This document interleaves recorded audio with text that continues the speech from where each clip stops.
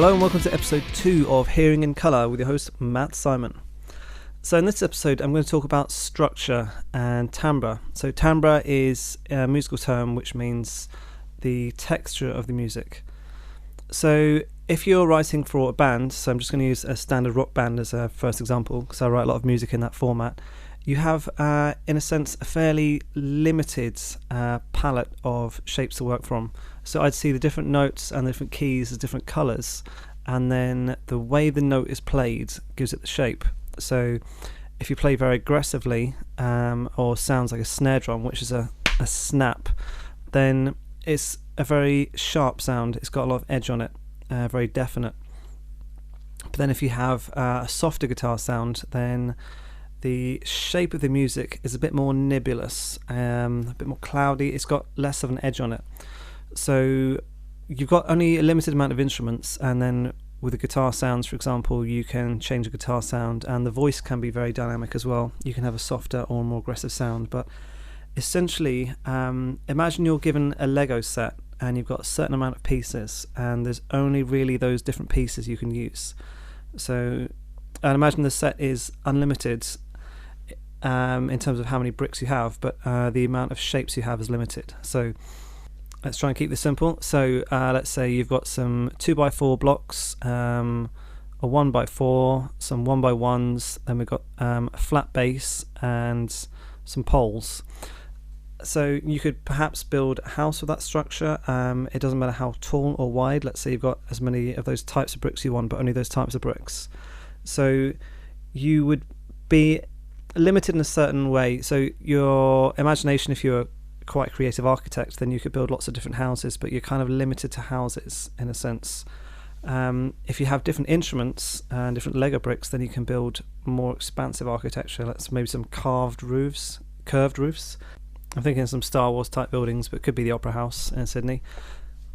So more bricks, more options. But then in a rock band, for example, if you have other people come in, you might add a brass section or string section to a recording, which is fine. But then obviously there's extra expense, and if you're out touring, then you can't necessarily bring a huge crew with you unless you have the budget for it. So for practical purposes, a lot of bands keep the same timbre, the same sort of texture. This has a few advantages. So one is that your audience knows what to expect. If they know what they like, they want to hear it again. And if you're writing, you generally write in a similar style, so you can be fairly consistent and produce consistent quality. Obviously, the challenge there is not to be too boring and repetitive, but then you can really master the art form if you use the same things over and over again.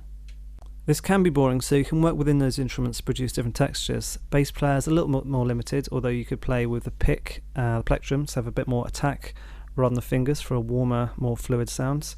The drummer has only really got dynamics, although you could use softer sticks, beaters, and hot rods, which are sticks. The singer has quite a few options to play with because it's much easier to change the sound of your voice and the texture. You could sing in a more nasal style, use a bit more body in your voice. You can enunciate the vowels a lot more clearly, or be a bit more floaty and etheric, like Enya. And in rock singing, you can add a growl, and some people call this vocal distortion, which has a very different sound to speaking normally. So this can sound very aggressive. You can add a bit of heat onto the sound, or just go full balls to the wall, heavy metal, death metal, that kind of thing.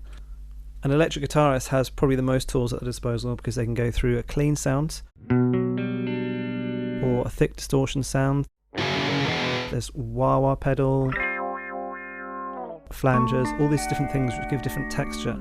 So you're basically using all these different sounds to create different moods and different vibes. This is something I've thought on quite a lot. Vibes meaning vibrations, but generally in a creative term you'd think this really represents the feelings. What kind of vibe is it? Sometimes I hear a song and it feels and sounds very similar to another song, which is not uncommon, but it makes me think, did the writer of both of those, did they tap into the same sort of inspiration and then filter that through their own experience and skills and instruments? To me, it's very interesting that they came up with a very similar thing from somewhere very independent. You can't really say they're copying each other because with guitar, bass, drums, it's a very limited palette and there's only 12 notes. You can only combine them in a certain way, and cliches are cliches for a reason. There's only so many combinations, and the ones that work very well, so they're going to be used. And you can't copyright a chord progression. You can copyright a melody line, but the chords, for example, these chords, they're so obvious and so well used that if someone copyrighted them, then no one would be able to use them, which would be ridiculous. Interestingly, in some of the jazz standards, because you couldn't copyright the chord pattern, what some people would do would hear, oh, that's quite a nice song, and steal the chords and then write a different melody line over the top. Cheeky jazzers. Everyone writes music in their own way. Some people write music first, some people write the lyrics and then pair them up. Some people have like a stack of riffs, chord progressions and kind of musical vibes, and then lyrics will come at other times, and then you can meld those together, which is what I do sometimes.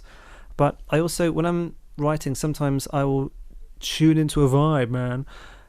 Tune into the sort of feeling that I want, and then use my skills, knowledge, and then the colours, and think, well, okay, that's what I want to project. What is that? Is that maybe like a green? And then think of the picture that I'm trying to create, and then build backwards. Think, well, I'd like some things there on the top, the kind of floaty bit here. So then I would use musical devices, chords, textures to then get to that aim. Adding a keyboard to the band can help a lot. It can really add some extra sounds. You've got obviously the piano sound, but then what's called pads, which is like big chords in the background just to fill out space. So if you have a progressive band, they can have some real chunky guitar rhythms, and then either the keyboards can go in time with those, which would possibly be just wasting another instrument, or they can spread out the texture, so then you have the spread and then the impact of other notes, which creates a much more interesting texture. A very commonly used trick for writing, especially in pop and rock, is having a quieter verse and then a louder chorus. So the chorus is always the climax of the song. It's usually the title of the song is quite often said in the chorus. So with much more space in the verse, you get a lot more impact, so you have structure. So the way I see this structure is in blocks. Imagine a cityscape, and we're going to build from left to right. So the intro is loud, that would be a tall skyscraper, and then the verse will be quieter, so that's a lower building. Then the chorus comes up, that's another higher building. Then verse 2 will be lower, chorus 3 will be bigger, and then after that you might have a guitar solo or a bridge section or something different, which will generally keep the vibe about the same level or drop a little bit, and then you want to make sure the last chorus is big. So if we draw a graph, gotta love a graph, of intensity over time. So the column going up is the intensity, and going across to the right is the time. So it's going to be a wavy line, so it's going to start higher up, dip down, go up again, dip down, and then up again. So we've got 3 peaks and 2 valleys in between. When planning a set list, so that would be the order of the songs and performance, I also think of this. So you want to start off with high energy, keep that going for a little while, and if you've got a short performance, maybe half an hour, you'd want to dip down a little bit in the middle and then start bringing it up again. If you have a longer performance, which is an hour or 2 hours, then you can't keep the intensity all the way through, because it just becomes boring and monotonous and tiring for the performers and also the listeners. So you want valleys and troughs, and then it's like going on a musical journey. There's contrast, there's something to look forward to, and it's not always the same. Now, an orchestra has a much broader palette to work from, many different types of instruments, many more instruments. So a composer has these different, what I would call colours and textures. So the woodwinds, you've got the flutes, which are kind of soft and cloudy, drifty. Then instruments like the clarinets are a bit more honky, a bit like a goose.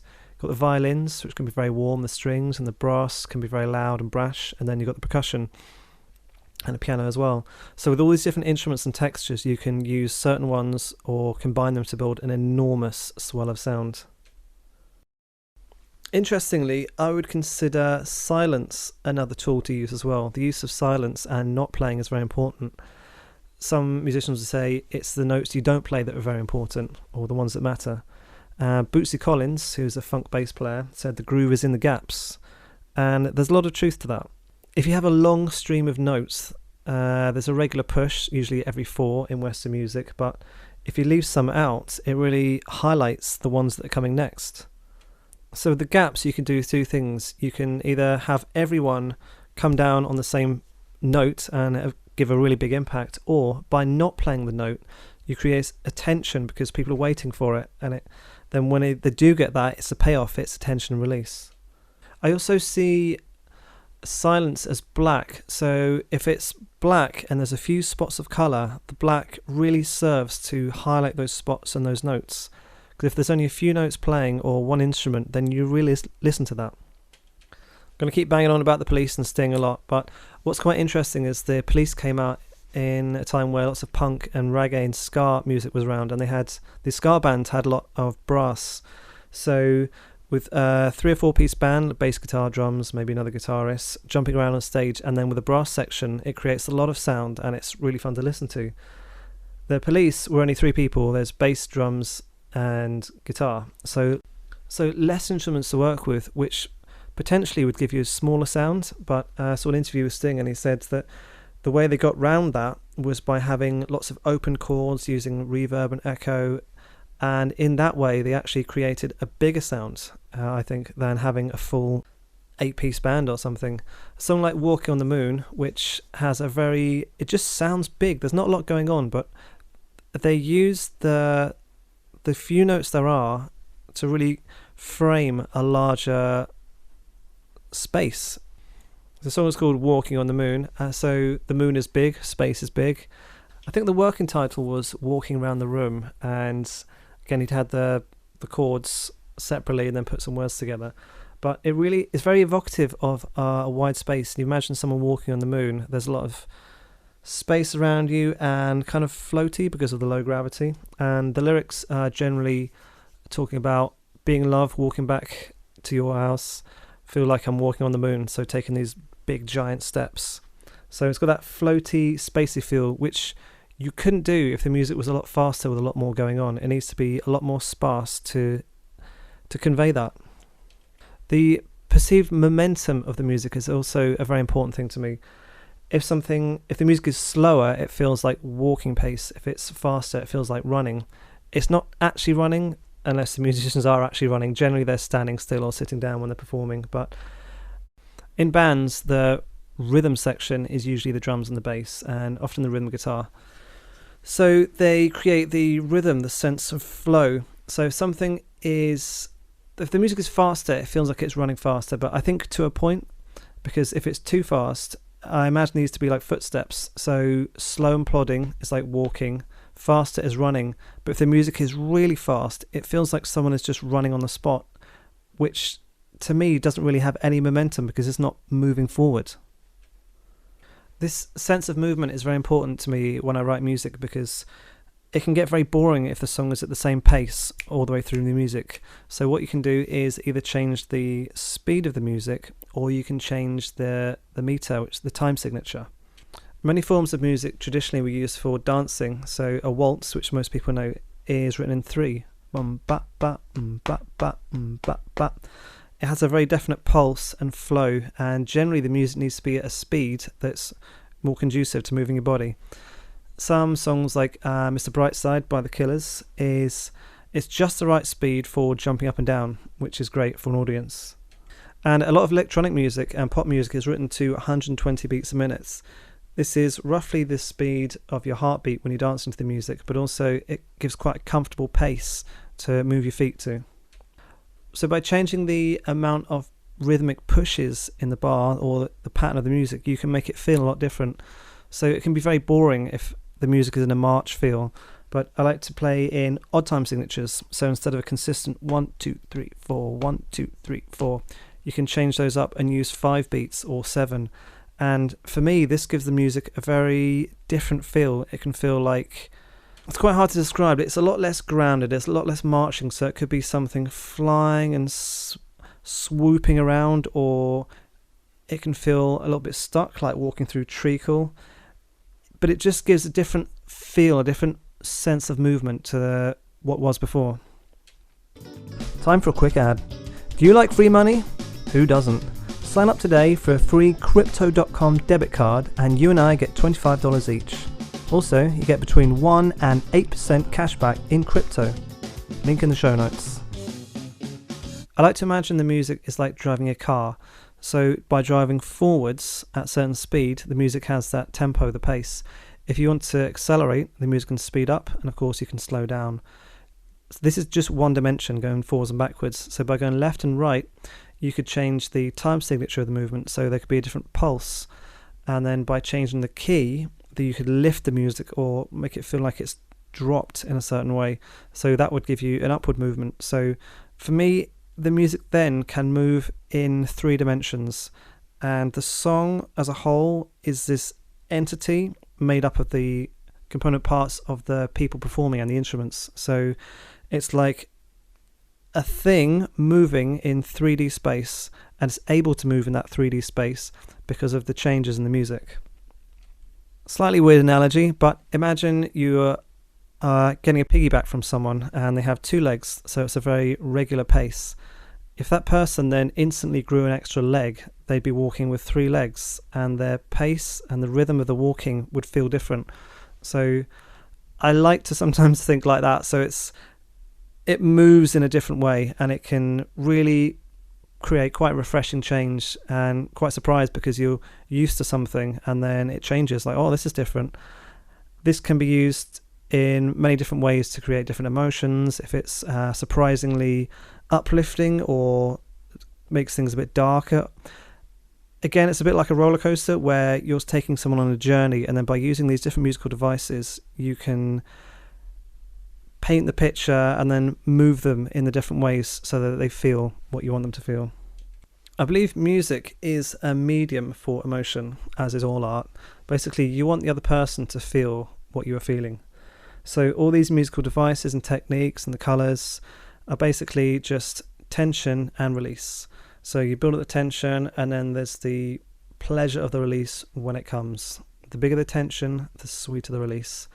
If there isn't much tension and it's all very similar, then there's no emotional journey, and the music can be very boring.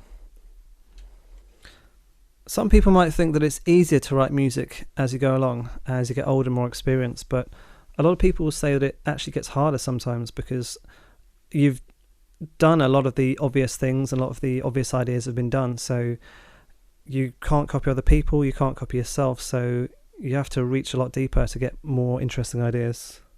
Having a broad range of tools to do this, like many musical devices, does help, and I think this is why a lot of people go solo as well, because they feel they've maybe done what they can in a band context, and then with a solo career, then they can have whatever musicians and lineups they want, and it can change a lot more between each album as well. Interestingly, Marty Friedman, who is the lead guitarist for a heavy metal band called Megadeth, left after about 10 years. He said that the music to him was all gunmetal grey, and he wanted to play music with a lot more colours in it. It'd be interesting to see if he has synesthesia. The skill of the performers also has an enormous impact on how the sound is produced. So if you imagine a ruler and the markings at each measured interval, imagine these are the beats of the music. So when you record music on what's called a digital audio workstation, which is basically the computer software, it's actually laid out left to right, and all these blobs and notes are laid out. So you have the grid going forward, and these are where all the notes are to land. So a very accomplished band and very tight musicians, their rhythms will be very precise, and this gives a very consistent flow, and this is called tight. So everything's rhythmically tight together. If a band is less accomplished, then it sounds a bit looser. And if you imagine all the parts are being stacked up on top of each other like Lego bricks, and everyone comes along and drops their Lego brick where everyone else's should be. If the band are very good, you'll have a very thin, consistent tower. If they're not as good, then the bricks will not be as aligned. Lego and music again. If things are really tight, that's usually more tension and aggression, but it can be a very good musical device. I remember when I was at music college, we did a performance together and did a heavy metal song, and everyone played it really well. And my friend's brother said, "It stood like a house," which is how he perceived it. But it's very interesting that he had that image as well. So that structure, you can create it by doing a consistent rhythm, so it has momentum, but because it doesn't change, it's at the same time moving and also not moving. So it's a good way to establish some tension and some structure, and then to make a contrast you need to open that out. In other forms of music, the structure is less desirable. So for example, in some jazz you want to have a lot more space, drifty, and explore the harmony with that. But still within that you need structure, otherwise it's just wishy-washy and there's nothing there.